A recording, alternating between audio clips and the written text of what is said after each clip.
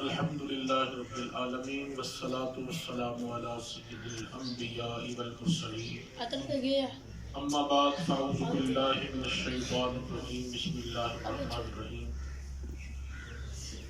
فیہا یفرق کل امر حکیم صدق اللہ العظیم ان اللہ وملائکتہ یصلون علی النبی یا ایھا الذین آمنوا صلوا علیہ وسلموا تسلیما۔ درود پاک پڑھیے اللہم صلی علی سیدنا و مولانا محمد وعلی آلہ وبارک وسلم وصلی علیہ صلاۃ و سلام علیک یا سیدی یا سیدی یا رسول اللہ الصلاۃ والسلام علیک یا رسول اللہ وعلی آلک یا اصحابک یا حبیب اللہ۔ احباب گرامی قدر،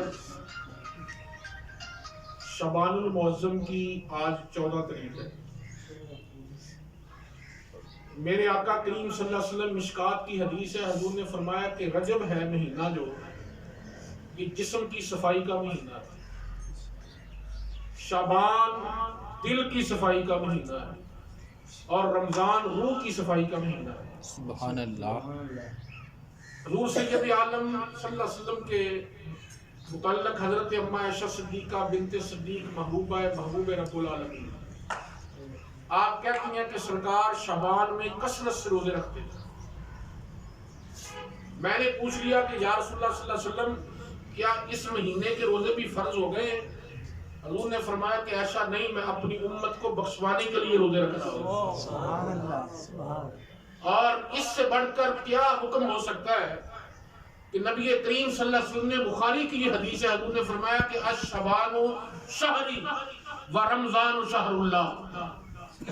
حضور نے فرمایا کہ شعبان میرا مہینہ ہے، رمضان اللہ کا مہینہ ہے۔ سبحان اللہ۔ یعنی یہ محبت کا اظہار ہے کہ شعبان کے ساتھ میری اتنی محبت ہے، میری اتنی الفت ہے کہ یہ میرا مہینہ ہے، نہ رب مصطفیٰ سے جدا ہے نہ مصطفیٰ خدا سے جدا ہے، لیکن حضور نے یہ نکھیڑا کر کے بتا دیا کہ شعبان کو نسبت میرے ساتھ دے دو، رمضان کو خدا کے ساتھ دے دو۔ الشعبان شہری و رمضان شہر اللہ۔ تو احباب گرامی قدر، آج کی رات جو ہے بڑی اہمیت کی رات ہے۔ فیہا یفرق کل امر حکیم۔ اللہ پاک اس دن، اس رات کو حکمت والے کاموں کی جو ہے تقسیم فرماتا ہے۔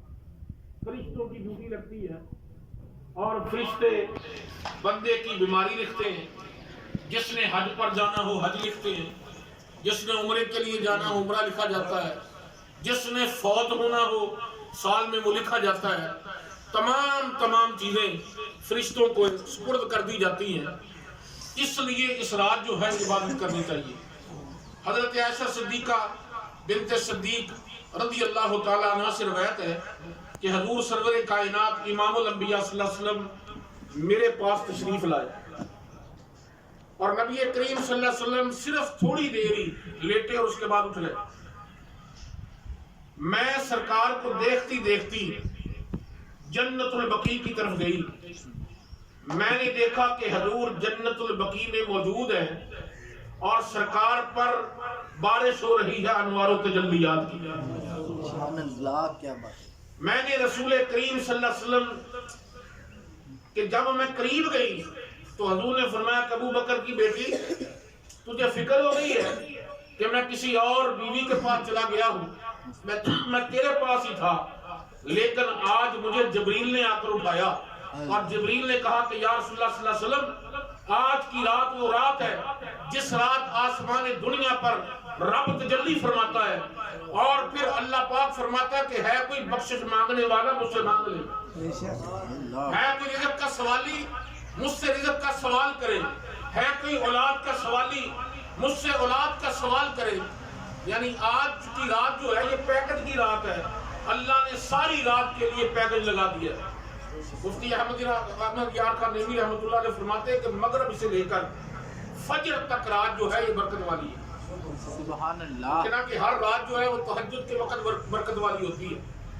تہجد کا وقت وہ وقت ہوتا ہے جس وقت اللہ پاک آسمان دنیا پر تجلی فرماتا ہے، لیکن یہ غروب آفتاب سے لے کر طلوع آفتاب تک جو ہے رات تجلیوں والی ہے۔ اور پھر سب سے بڑی نسبت یہ ہے، میں نے جو پہلے بتا دی حدیث، کیا شعبان شہری و رمضان شہر اللہ، جس کی نسبت ہی سرکار سے ہو وہ سارا مہینہ برکت والا ہوتا ہے، ساری راتیں برکت والی ہوتی ہیں. ہماری نسبت ہے حضور سے، ہم ہیں سرکار کے امتی.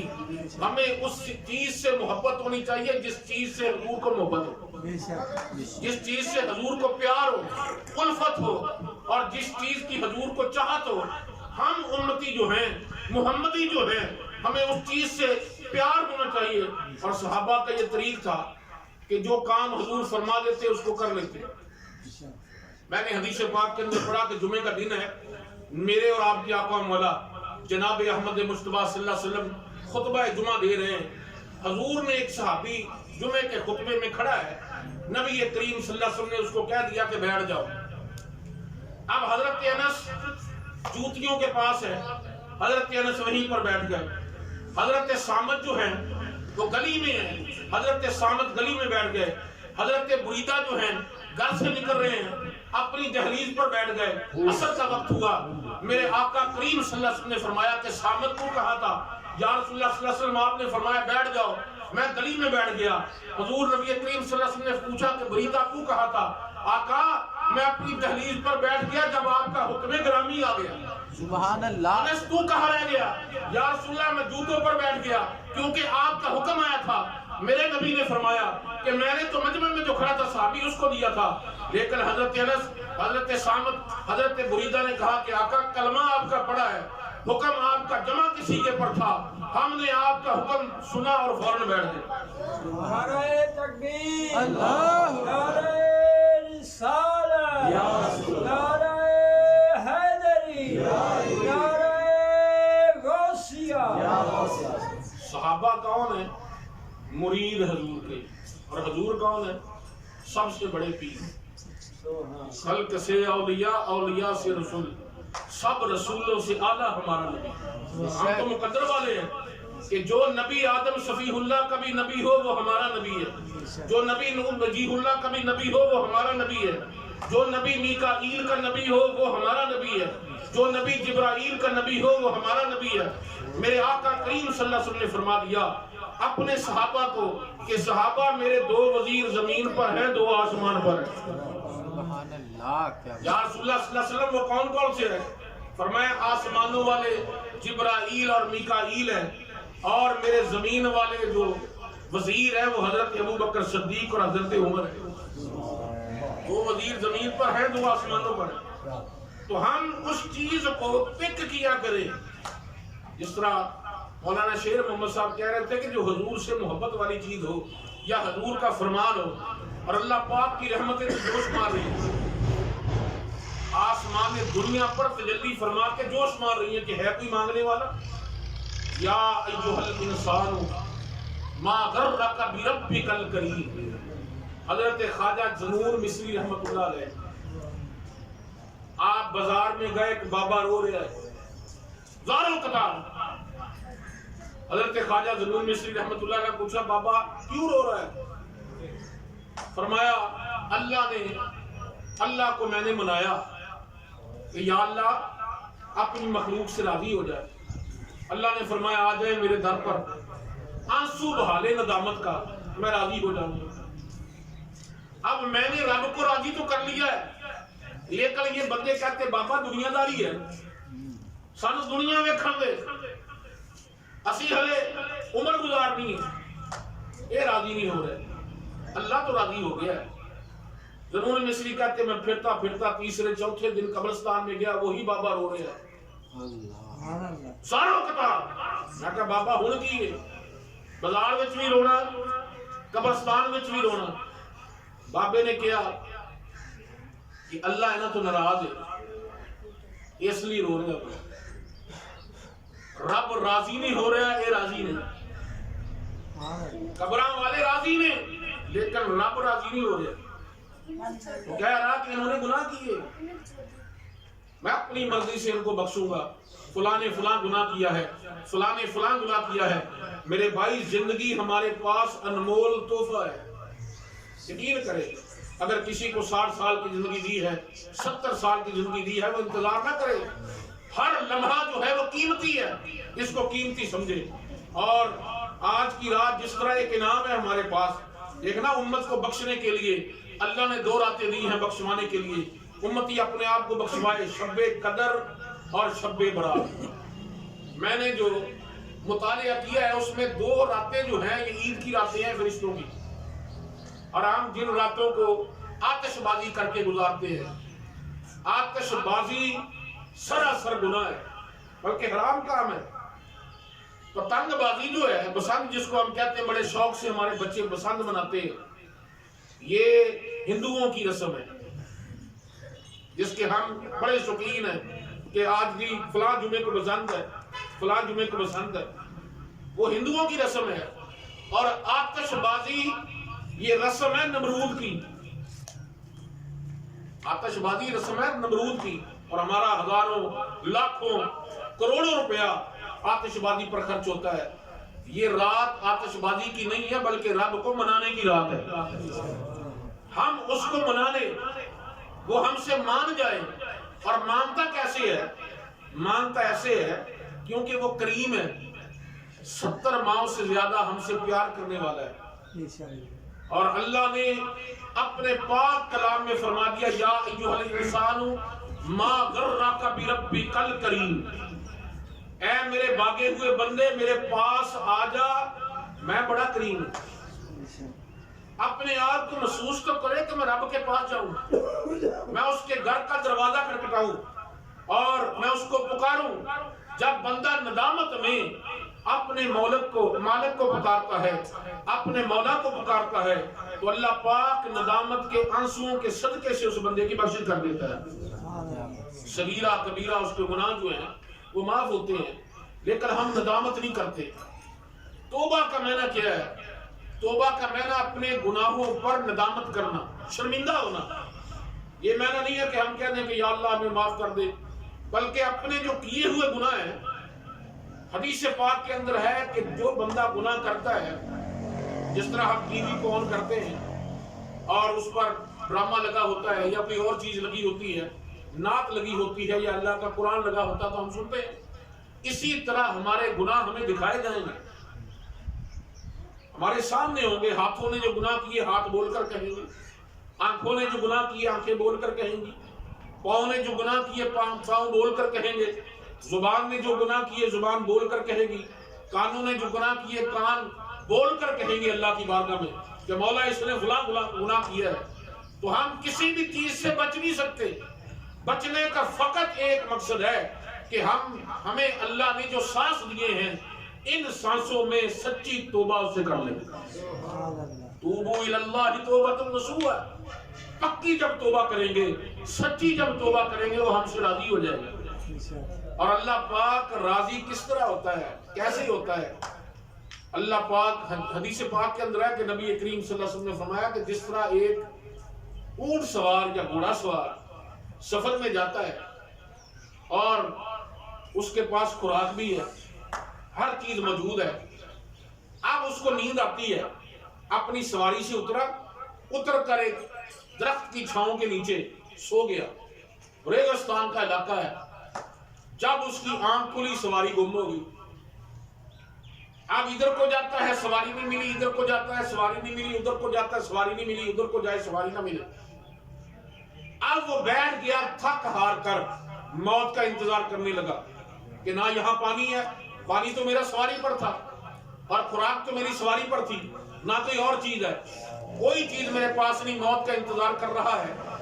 اسی آسنا میں اس کو سواری مل جائے، حضور فرماتے ہیں وہ کتنا خوش ہوتا ہے جب اس کو سواری مل گئی۔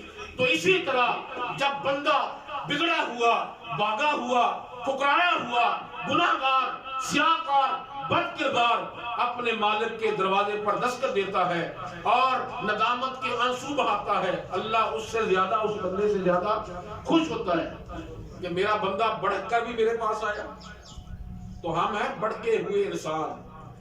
تو اگر 1 مہینے کے بعد ہم یہاں آتے ہیں، سیکھنے کے لیے آتے ہیں، اور لگنے کا مقصد بھی یہی ہے کہ ہم ہاتھوں میں ہاتھ دے کر اپنی نسبت جما کر، اپنی نسبت قائم کر کے اپنے آپ کو کامیاب کر لیں۔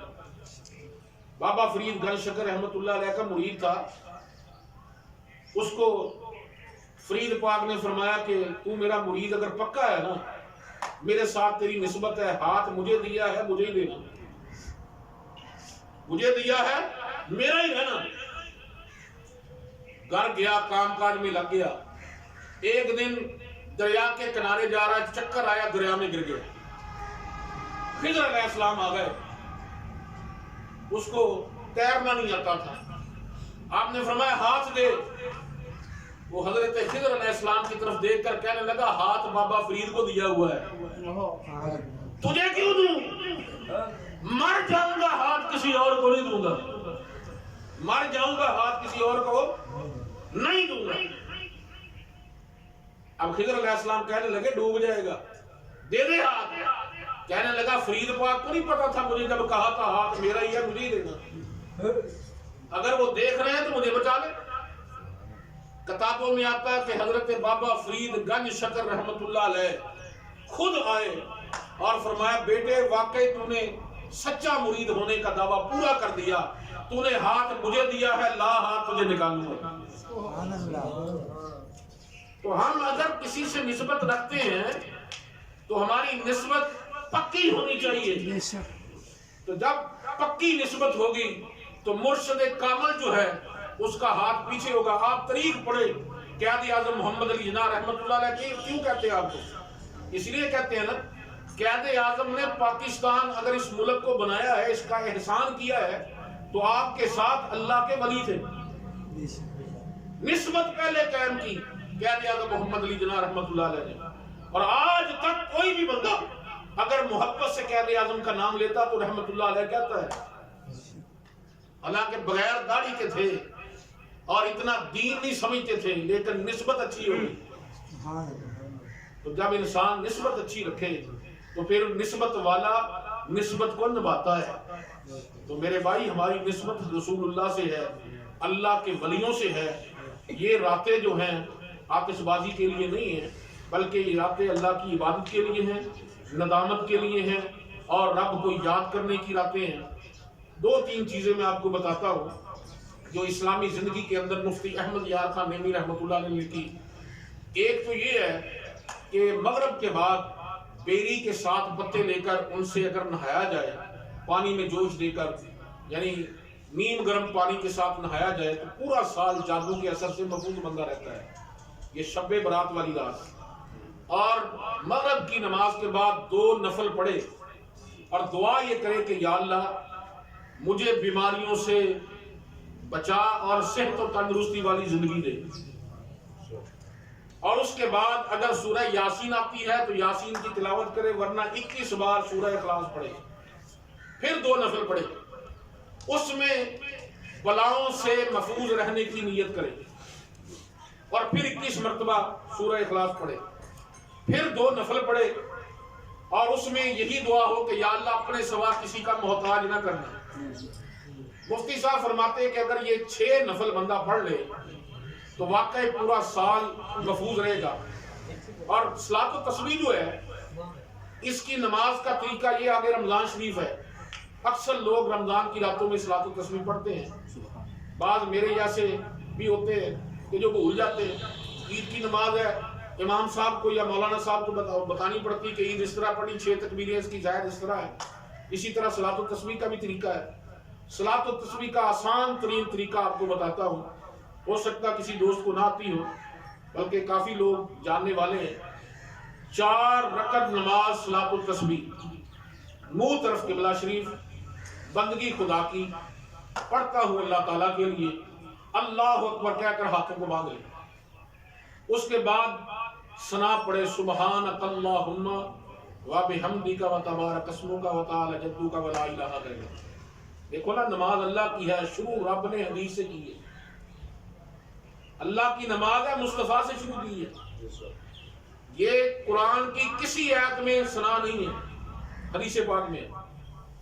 اور اس کے بعد 15 مرتبہ تسبیح پڑھے۔ تسبیح کیا ہے؟ صلاۃ و تسبیح کی، سبحان اللہ والحمدللہ ولا الہ الا اللہ واللہ اکبر، یہ 15 مرتبہ پڑھے۔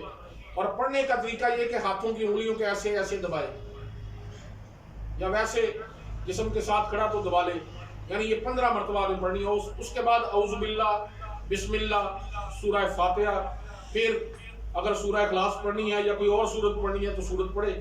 اس کے بعد 10 مرتبہ تسبیح پڑھے، سبحان اللہ والحمد للہ ولا الہ الا اللہ واللہ اکبر. پھر 10 مرتبہ پڑھنے کے بعد پھر رکوع میں جائے. رکوع کی تسبیحات سبحان ربی العظیم 3 مرتبہ پڑھنے کے بعد پھر پڑھے 10 مرتبہ سبحان اللہ والحمد للہ. یہ رکوع میں پڑھنی ہے، ولا الہ الا اللہ واللہ اکبر. پھر اس کے بعد کھڑا ہو، اس کو ہم کہتے ہیں قومہ. قومے میں پھر 10 مرتبہ تسبیح پڑھے یہی، اور پھر اس کے بعد اللہ اکبر کہہ کر سجدے میں چلا جائے. سجدے کی تسبیحات سبحان ربی الاعلیٰ 3 مرتبہ 5 مرتبہ پڑھنے کے بعد پھر یہی تسبیح پڑھے سجدے کے اندر ہی، سبحان اللہ والحمد للہ ولا الہ الا اللہ واللہ اکبر. جب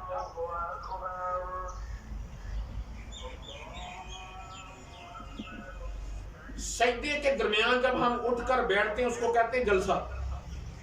جلسے میں پھر پڑھے سبحان اللہ والحمد للہ ولا الہ الا اللہ واللہ اکبر 10 مرتبہ.